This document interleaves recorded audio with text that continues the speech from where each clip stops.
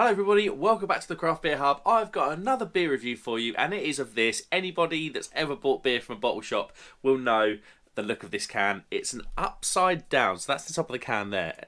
It's been wax dipped upside down. I don't know, and the label's been put on to suit as well, because normally the label would be that way up. It is Trium Faba from Three Hills, an 11% Imperial Stout. Three Hills are fantastic. Probably one of my sort of favourite breweries. They've kind of gone under the radar a little bit for me, and you know, I'm standing here saying this at the beginning of 2023, but they're probably one of my favourite breweries in 2022. I started drinking a lot of their beer towards the end of the year, but I bought this beer a little while ago. I should say I did buy this beer probably 9 months ago, and we are a month past the best before date. But it's an 11% stout. What can go wrong? Probably not a whole lot, I don't think. So, yeah, there's the can. Same can wrap. Weird wax dip at the top. Can wrap's upside down, technically.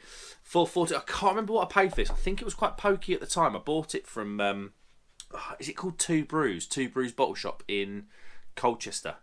Yeah, I bought it from there. Like I say, I think it was quite pokey on the price. It could have been upwards of £7 at the time, I think. Let's get this open and into a glass and see what we get. I've been waiting to crack this for a long time. Just tonight, I was like, you know what? I fancy an Imperial Stout, because sometimes if it's really good, I'll go downstairs and drink it in front of the television after, or the rest of the can. So hopefully, I've read good things about it online before I bought it. So hopefully, this is really good. Let's get this open. I'm going to open it gently because it is probably getting on for a year old, this beer now. Let's get her into a glass. Nice pour with a bit of gusto. Develop a bit of head on it. Boom. There we go. Obviously, bear in mind the can's upside down. Now, what have we got then? Jet black beer. It almost looks cloudy. Sometimes when you pour it and off against the ring light, you can almost look through it sometimes. This looks almost cloudy as I poured it in. But this is a jet black beer. 2-finger off-white, almost brown, foamy head. Looks like it's going to dissipate quite quickly. Overall, looks pretty good. Can't see any carbonation, obviously, because of the colour. But, yeah, that's kind of leaning. There we go. Let's do it like that. Let's get an aroma.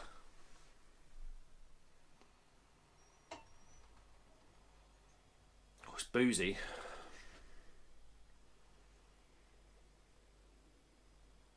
Beautiful milk chocolate. It smells oaty. Huge hit on vanilla. Sweet vanilla as well. It's a big beer, this. It's 11%, but it doesn't smell like it's going to kick my bum, if you know what I mean. Beautiful milk chocolate. No, not much of a roasted malt character coming through at all.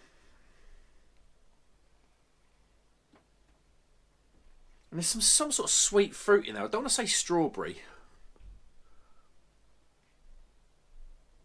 Well, maybe I will say strawberry. Yeah, I'm probably going to say strawberry. Sort of a subtle sweet strawberry in there. But it's definitely strawberry. Does smell good. Does smell good. Let's go in. Cheers, everybody.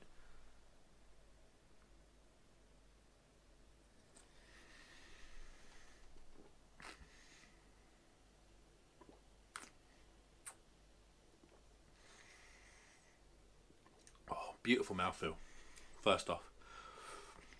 Creamy. It's creamy in the mouth. Creamy taste.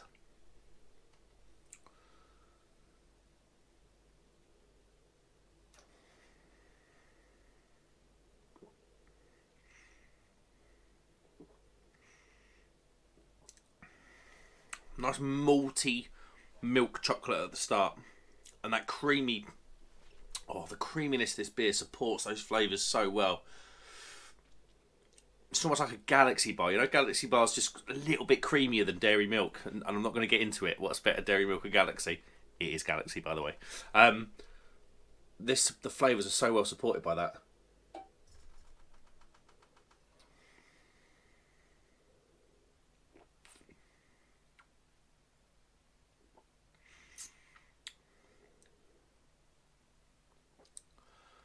was a subtle hint of sort of toffee and coffee in the middle. And then the back end is where the sweetness really comes in for me. Sweet chocolate, huge hit of vanilla at the back, but it's like sweet vanilla, it's not floral. It's almost like if they put vanilla in chocolate, do you know what I mean? You're not going to get that floral, you're going to get that more creamy, sweeter vanilla flavour.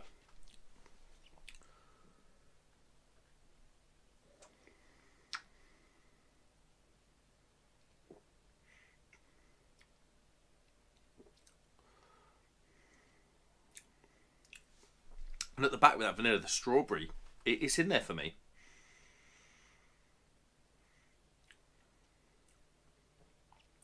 Pretty low bitterness. It's not overly really roasty, this beer.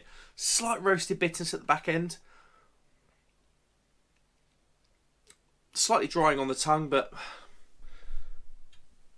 excuse me, not too bad. Yeah, that's not too bad. That is not too bad at all.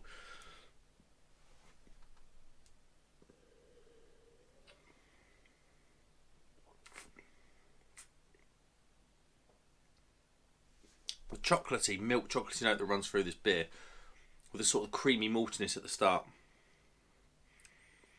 That's just lovely.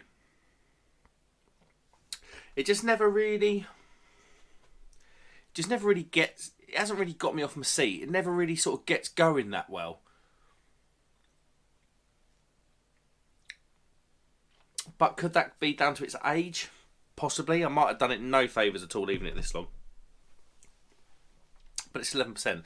One thing I will say, actually, on the 11% front, that's scarily easy to drink. That's easier to drink than some 7 or 8% stouts I've had. That is scarily easy to drink.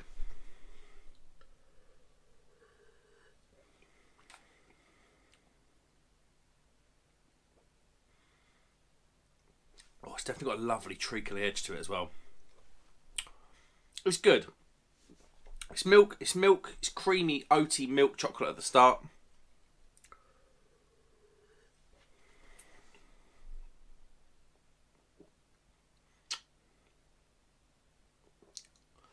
And quite quickly it starts to get floral. Vanilla, coffee bitterness. That sweet strawberry in there that's right at the back for me. It's good. It's not as roasty as I like my stouts. It is quite sweet. It's kind of one of those stouts that I've, if I'm honest, kind of avoided in the second half of 2022. But it's not offensive. It's actually quite a pleasant drinking experience. It's just very, very sweet. The only real hint of proper roasty, toasty flavours are at the back, and that's with that slightly sort of coffee-like roasted bitterness. I don't think it's bad.